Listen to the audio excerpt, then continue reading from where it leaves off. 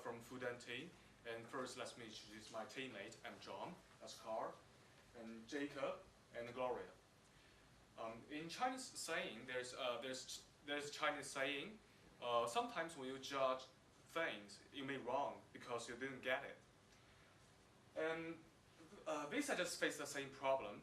They couldn't make money from the Chinese customers, so they may make a decision whether they should give up it or continue to do that. So first, let's analyze what Visa face nowadays. First, Visa face antitrust cases in America, which means if they lost this case, they will lose their revenue because they will cut down their charge fee. And the second, there are three big companies in this industry rather than two. So the industry structure is changing. So everyone will find their new position in this industry. So Visa may lose their first position.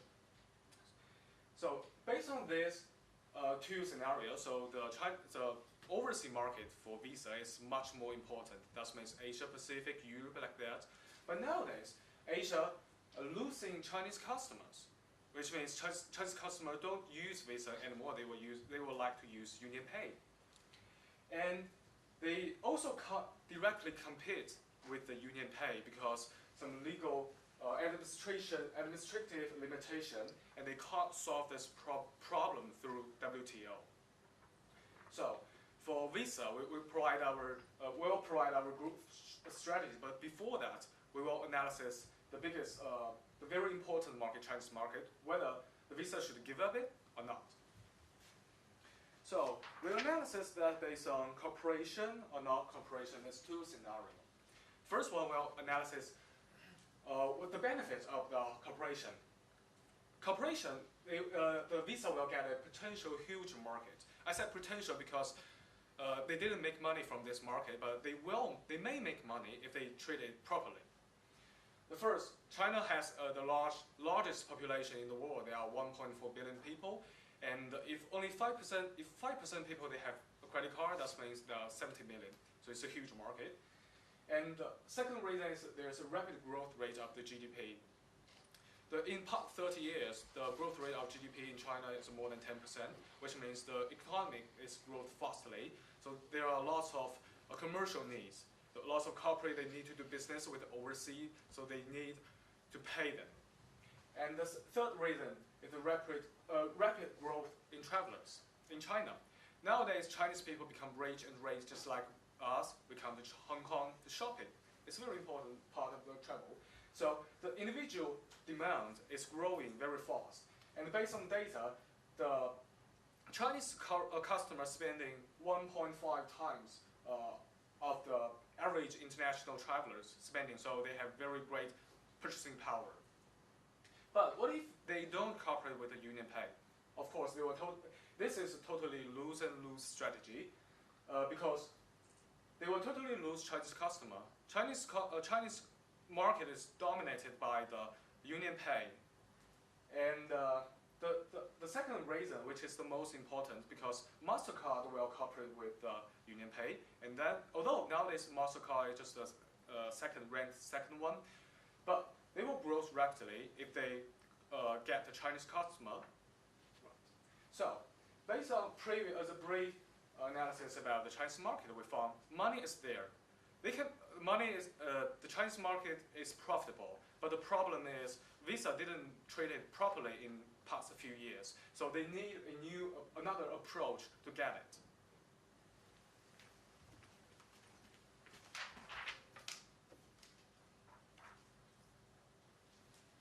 Okay, now we have already decided that the Visa should continue its cooperation with the China UnionPay. So the next problem is how can the Visa improve their profit both in short term and in long term with the cooperation.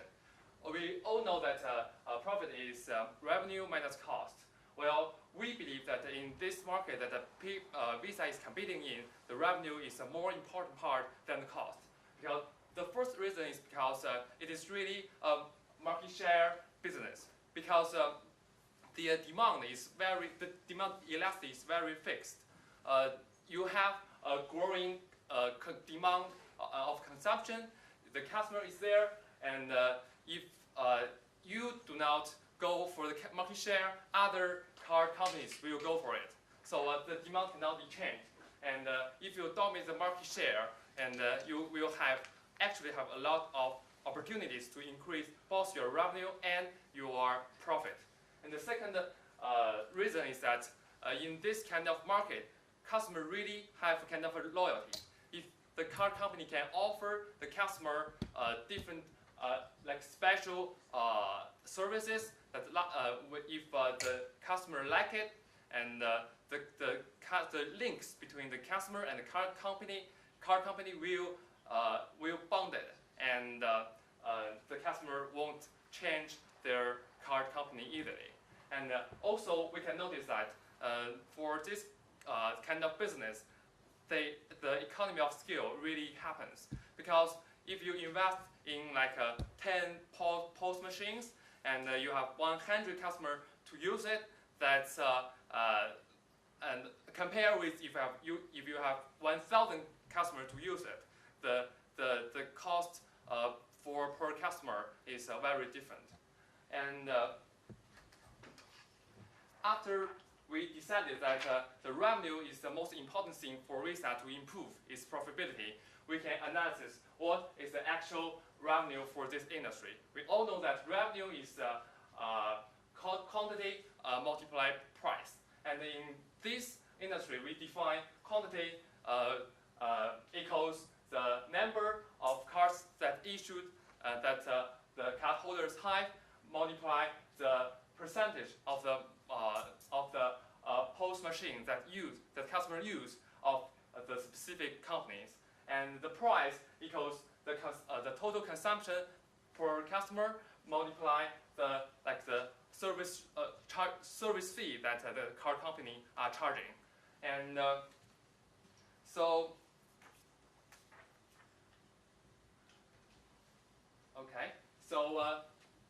if we using this kind of equation, we can define Visa's revenue stream into 4 parts, and we divide it by 2 measures. One is the cardholder's origin, and the second is the POS machine's location. So we have a Chinese cardholder using the POS machine in China, and Chinese cardholder using their card doing the consumption in the overseas. And as well, we have the overseas cardholders consumption in China, and the overseas cardholders consumption in the overseas countries. So next, we are going to tell you how can Visa cooperate with China UnionPay to increase all of these 4 revenue streams. Alright, so I'm in charge of the Chinese cardholders, both consuming the domestic Chinese market and then the foreign market. So first, let's take a look at the domestic market. So right now we know that Visa is not qualified for RMB transaction within China, but everyone wants to grab the rapidly growing purchasing power of Chinese customers. So their goal right now is to reach the customer. So we think to reach the customer right now is the most important, even though you do not have business right now in China. But you have to let the customers know that Visa is a very good company and offering great services. So another reason they have to focus on this market is because they are facing competition with MasterCard. So if they stop the cooperation with UnionPay, then MasterCard will come in. Then we believe that in the future, this will not be a good position for Visa. And having services or offering cards in the domestic Chinese market also gives them a chance to wait for the WTO negotiation. So if the results turns to be good, and then they can further expand their business within China. So we analyze this market from a long-term perspective, because in the short term, we do not make money, but in the long term, we have to catch the potential.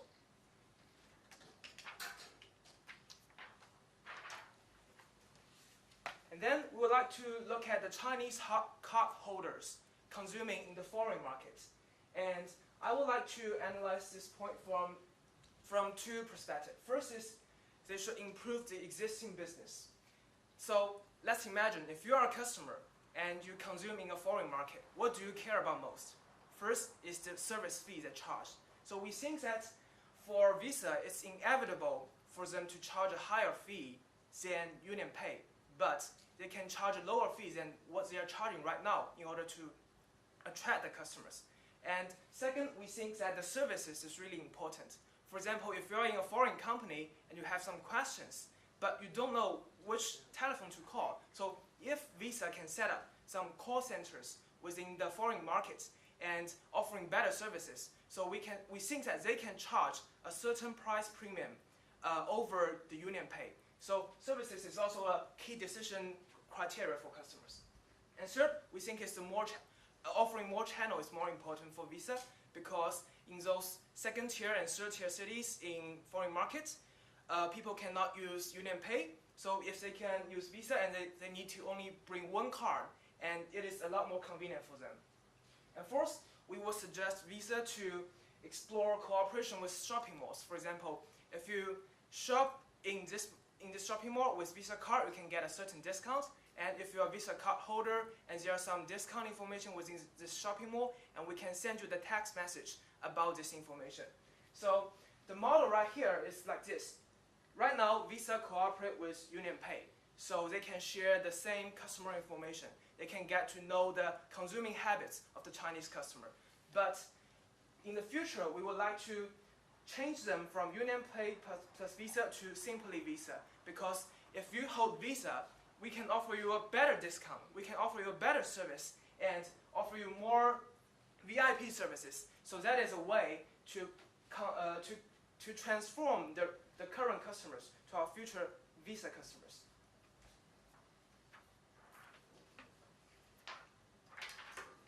And after that, it's about expanding new business in the foreign market. And we try to focus on some kind of customer group that is being ignored by UnionPay right now. So we believe that for those students studying overseas, this customer group is right now ignored by the UnionPay. For example, if a student goes to the United States for studies, and then he needs to get living fees and pocket money from his parents, right? So if his parents get his salary from HSBC, and then he can give the money to his children through HSBC card, and then if this HSBC card can have both UnionPay and Visa, so his child could directly consume the RMB his parents transfer from China and consume in the US. So here we need UnionPay simply because we can have Visa on HSBC card. So this is the most important thing right now, is to get the overseas students, and this is we think is an ignored customer by the UnionPay. And second service we think that is to do business with those multinational corporations, because Visa already has experience in those commercial deals.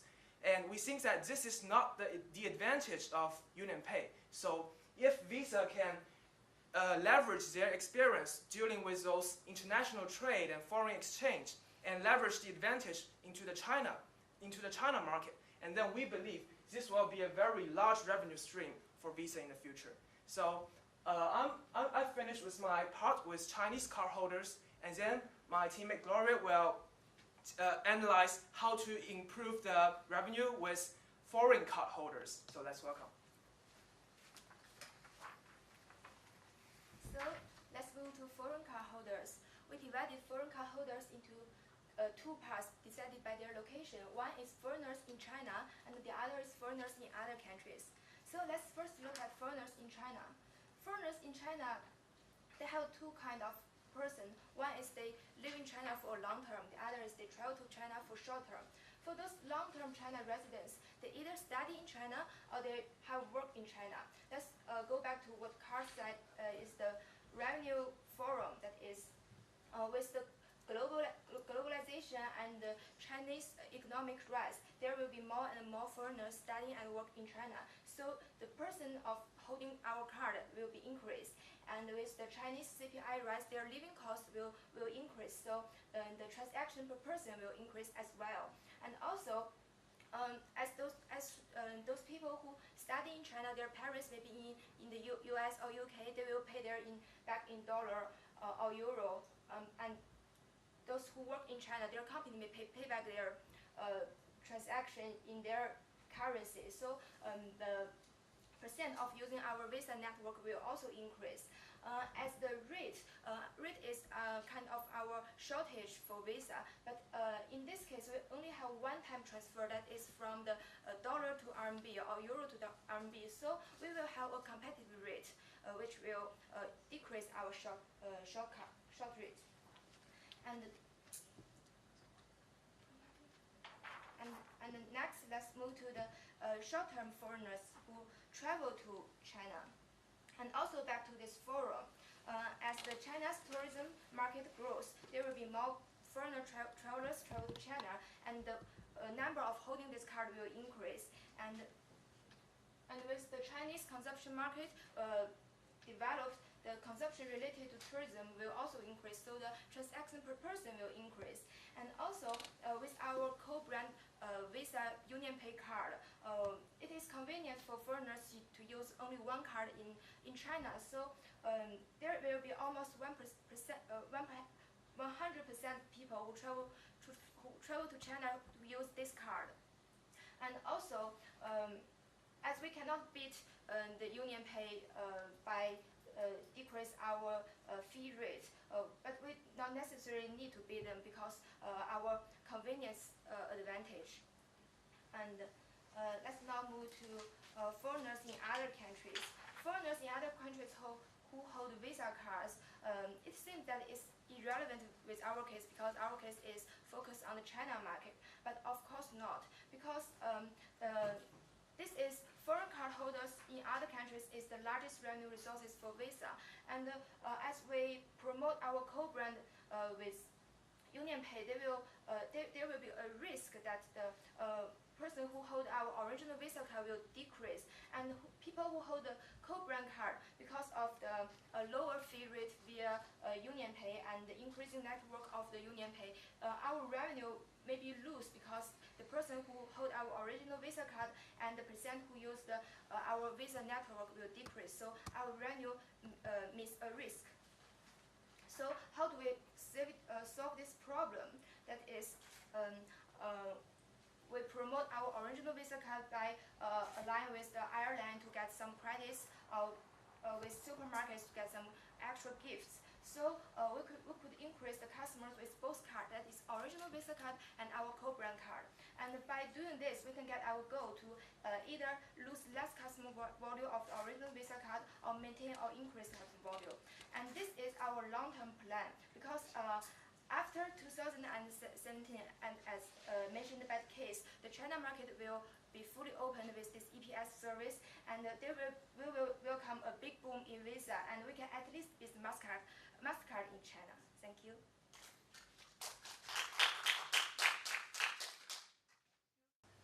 Just want to clarify one thing. You talk about the Chinese consumers, the non-Chinese consumers, the China market and the foreign market, yep. Right? Now, all these you're talking about strategies for the co-brand card, correct? Or because there are interchanges here and there, I just want to make sure I understand it correctly. The last part, foreigners who in other countries, we talk about the Visa strategy, not the co-brand strategy. Okay, so only the last part, foreigner cardholder in other countries, that's Visa card. The rest And that you also mentioned the Chinese cardholders consuming the foreign markets.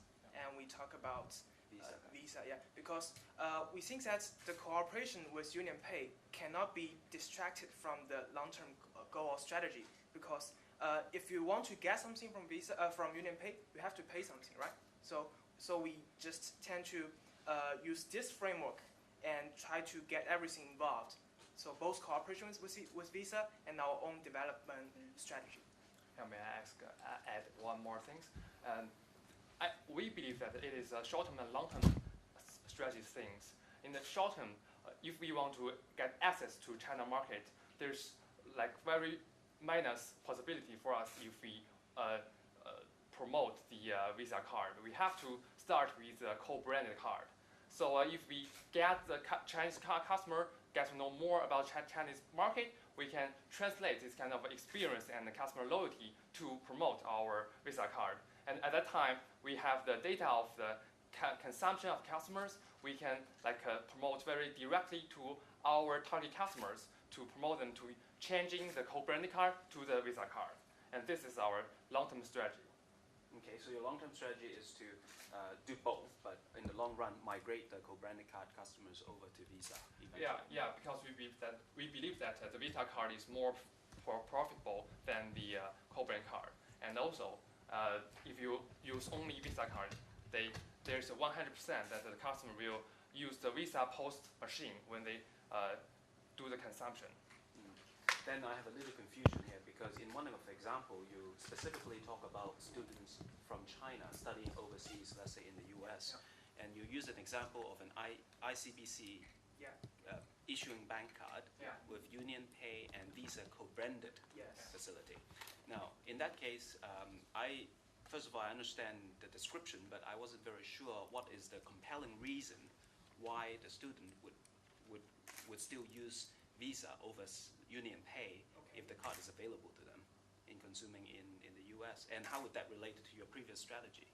All right. So we think this is a business right now ignored by the current strategy of Visa, because, for example, our parents, I'm a Chinese student, and our parents get their salary through ICBC card, right? That I understand. What I don't understand is the compelling reason why you as a student will still use the card, the Union Pay card, rather than the Visa. What is the compelling reason? What is the incentive that you give the student? Because they are in the United States, they will try to use Visa card. But right now, the regulation says. Another point is because that Chinese students overseas, they still rely on their families. Their parents will pay their living cost, because if they use this Union Pay card, it is convenient for their parents to pay back their cost. Okay. I mean, I don't understand the US market, but in the US market, from your, obviously consistent with your presentation, what are you saying? You can't actually use a Union Pay card in the US at the moment, or you can? Yeah, we believe that the Union Pay POS machines is there, but in the US market, the Visa, of course, have the more distribution channels, which means the POS machines. And if in the US market, people use the Union Pay card, they will have less accessibility to consumption or to get more money, because the POS machine is not very much, and compare with the Visa card. So your strategy is still leveraging off basically the fact that Visa is still, it's like carrying insurance with you. It's the card that you're most likely to be able to use wherever you find yourself. We believe that the distribution channel, which means the POS machine, is one of the most important criteria when the customer choose which card to use. And also, as we have mentioned, we believe that the ad service in the card maybe is also a critical part. And in the long run, we are going to persuade the co-brand card user to transfer their card to the Visa card by offering more specific services to different kind of customers, like the overseas students, the workers, the cooperation deals, and offer them specific customized service to persuade them to using the Visa card. But in the short run, we believe that the distribution channel, that the POS machine is very important. So then 2016, when you're allowed to do transactions in, potentially, because it's only a 5 years expectation, because it could go beyond that, of course. At the same time, the number of points of service sale facilities in the US will be increasing with China Union Pay. So at that point in time, is there a risk that there'll be less incentive for the Chinese customer to switch to Visa because China Union Pay is already international and you've lost the China market? We think in US market, because the Visa and MasterCard, they are based on they're from America, they're from US, they're based on US market, they can provide more service. For example, in big city like New York and London, they can do more service. For example, provide better service. So that's the competitive advantage for the Visa, we think. So that's yeah, and as Jacob just mentioned, service is one thing, and another is, for example, if the Chinese student want to add up their credit, top up their credit for some emergency, and because of Visa is based on US, so they can maybe do more service for the students. That's why they may want to use Visa, because it's more convenient for them and better service. You said during your presentation, for the Chinese market, you will opt for continuous cooperation with UnionPay, right? But at the same time, you're filing an litigation against them. So how would you deal with what kind of arrangements or incentive you provide to UnionPay to choose Visa as a continuous partner instead of other brands like MasterCard? Okay, we have considered the benefit we can offering to the UnionPay. For one thing, UnionPay is very likely to go international in like the future 5 years or the future 10 years, and with our advantage in the distribution channels in the overseas, maybe we can share some of our channels that we allow the UnionPay to also be used in this kind of Visa POS machines.